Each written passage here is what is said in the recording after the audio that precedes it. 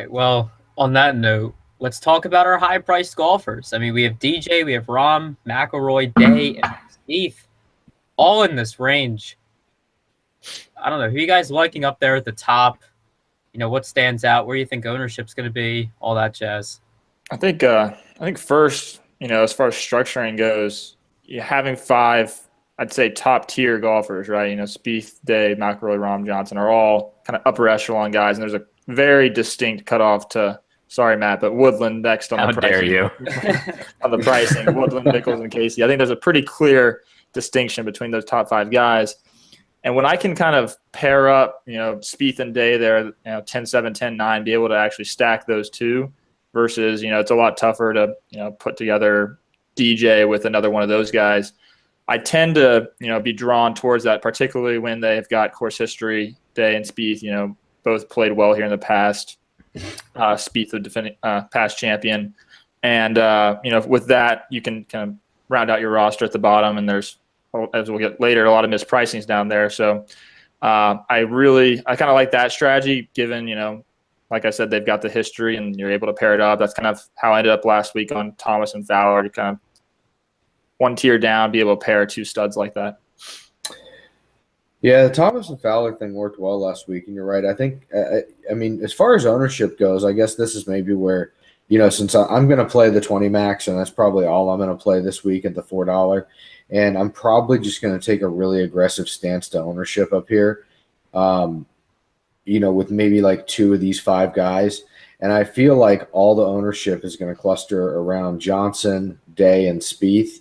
And it's going to leave Rahm and McIlroy kind of exposed. I don't know. I mean, there's a long way to go, and there's a lot of touting and articles and stuff to be written, but that's kind of what I feel like early on.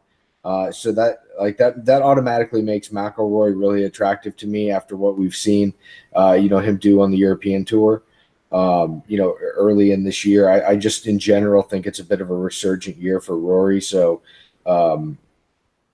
if he's going to be as low owned as I think he is, or if he's going to be the contrarian play here, I really like Rory. Rahm, I don't know. Rahm just never seems to go away, and I don't think you can ever go wrong playing him. DJ, I think one of the interesting things to me about DJ is he missed a cut last year, but I think if I remember correctly, it's because he had like the Tiger effect. His whole group missed the cut because it was him and Tiger and who's the third one in that group? That was that was Corey. But that was Farmers. Oh, I'm sorry. I'm thinking of the wrong tournament. Well, then never mind. Yeah, he was third year last year. I rest my case on Rory. Yeah. Perfect. Yeah, I mean, again, this is definitely a week for me, at least, where I'm gonna continue the Jimmie experiment with one of these like 7,100 guys or whatever the hell you want to call them, and just go for the low owned play up here this week. I would prefer that to be McIlroy personally, just because of what we've seen out of him and what was it, Abu Dhabi and Dubai. The last couple times we've seen him golf, he was second and third, I think, and only my boy Tommy Fleetwood could get the better of him. So, yeah, I think I'm just going to play the ownership game up top, and then obviously just mash future number 1 golfer Gary Woodland right below here. So it's perfect. Oh my gosh, are you serious? Are you really going to pay $9,900 for Gary Woodland? No goddamn way. No, I mean I'll have him in a lineup and I'll have my outright bet on him. But this is. I was ready to call a hotline for you. No, yeah. Hey, you hated on Gary last week, so I don't want to hear it from you anymore, right? Listen, all right, I love Gary. I wrote Gary up. I played one lineup, I think, with Gary, if even one. I missed the Gary boat last week, and I'm sad about it, but I do still like Gary.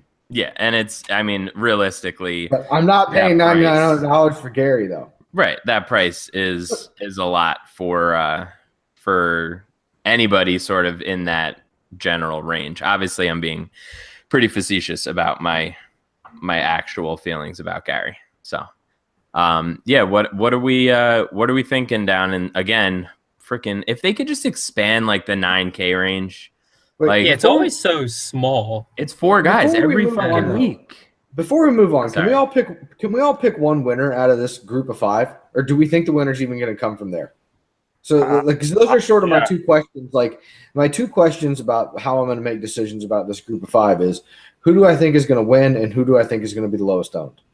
So I think we've answered one with Rory. So the second one was who do we think is going to win? Like, realistically, just if you're forced to pick one, who is it out of these 5?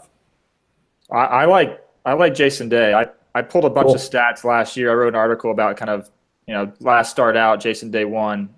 And, a lot of people, think that you can't win back-to-back or you might have an off week after, hangover from the win. And it really doesn't prove out for these top-tier golfers. So I really do think, I think he's got it again this week and puts well on Poe, and I think he's going to be a good fit for it. Nice. What about you, Ev? Like, we don't even need to go in depth. Just, what is? Yeah, no, I would go Spieth. I would go Spieth in this range. Nice. Like it. What about you, Matt?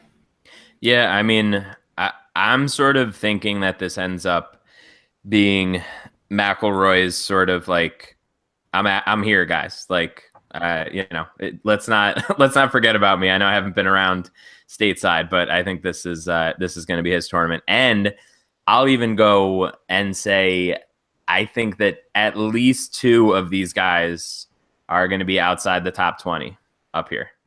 Wow. I think it's going to be a weird week. I like that. I think it's going to be an interesting week.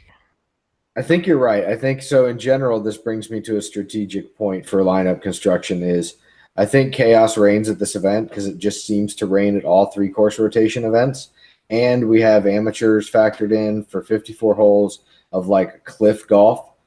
And the rounds are like 6.5 hours. And like, it's just like, there's a lot of things that are different about this week than a lot of normal weeks. So that's why I'm going to play the ownership game and maybe a little more heavily down in the middle pricing tiers as well. But I think you should be judicious about your bankroll and exposure this week. Yeah, I think that just in general. I think that bodes pretty poorly for Rahm too. I think he's I love the guy. I love his emotion and everything else, but I think after a couple of disappointing starts and real slow rounds this week, it could get to him. Just a little narrative. Yeah, I mean, life has got to be really tough as John Rahm with like his girlfriend and all. It's got to be terrible. winning like things like not winning $1 million and only winning $750,000 has got to just be awful. I just hope he can afford groceries this week. That's all I care about. Whew. Let's just note that out of all 4 of us, none of us mentioned DJ as our winner, and he's got 6 out of the last 9 times here, top 5 finish, and at the highest price. Sometimes the highest price golfer goes under owned, so I'm going to keep an eye on him on FanShare this week and see if he ends up actually building up a tag count or not. Excellent point, because while I do believe in Rory, I think my pick to win was going to be DJ, but I think Rory edges him out for me. But I think that's a great point, and I'm going to make a note.